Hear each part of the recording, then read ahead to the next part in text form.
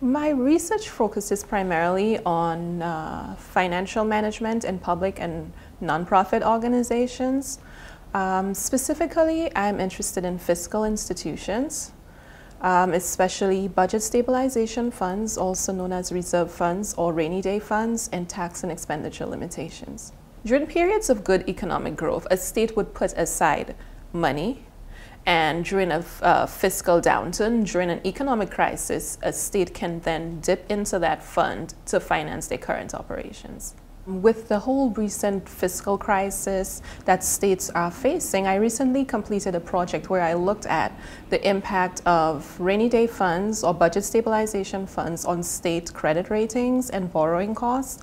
And I think that is very timely right now because states are struggling with how to finance their current operations, and they do not have many options available to them. So states can cut services, states can increase taxes, and states that have a reserve fund can dip into that reserve fund.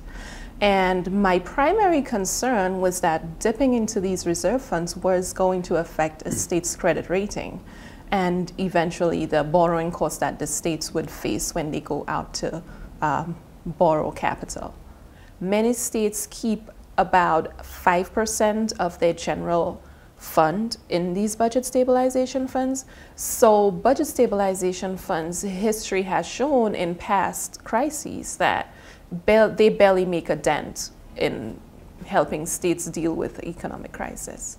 And by going into these reserve funds, they also run the risk of lowering their credit ratings. And this is important to states because credit ratings directly impact the borrowing costs. And if they have a lower credit rating, then they would borrow at a higher interest rate. So it would be interesting to see if after controlling for credit ratings, that budget stabilization funds actually impact a state borrowing costs.